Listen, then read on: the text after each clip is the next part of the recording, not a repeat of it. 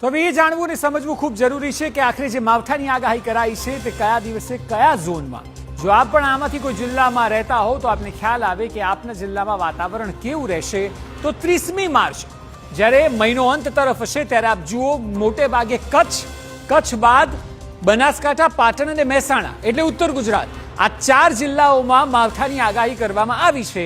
એટલે આ 4 જગ્યાએ વાતાવરણમાં પલટો આવશે, વરસાદ સુધીની શક્યતાઓ હશે।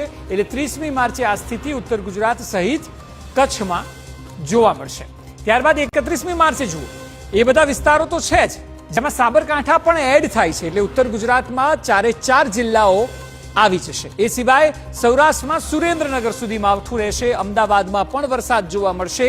એ સિવાય મધ્યમાં જ આણંદ અને વડોદરા પણ છે કે જ્યાં વરસાદ રહેશે, પંચમહાલ છે અને દક્ષિણમાં ભરૂચ છે કે જે જિલ્લામાં વરસાદ રહેશે। એટલે અહીં આપ જોશો તો લગભગ 50% ગુજરાતમાં વરસાદ 31મી માર્ચના દિવસે જોવા મળી શકે છે। ઉત્તર ગુજરાત આખું છે, મધ્ય ગુજરાતના કેટલાક જિલ્લાઓ પણ છે।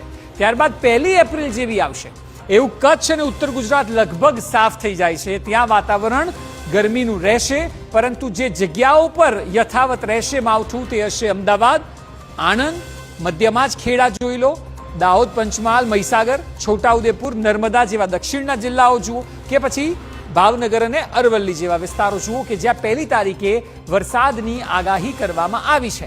એટલે અમે આપને 30 તારીખ, 31 તારીખ અને 1 તારીખ એમ 3 દિવસની આગાહી બતાવી કે જે હવામાન વિભાગ દ્વારા સત્તાવાર રીતે કરવામાં આવી છે। આટલા વિસ્તારોમાં માવઠું જોવા મળશે।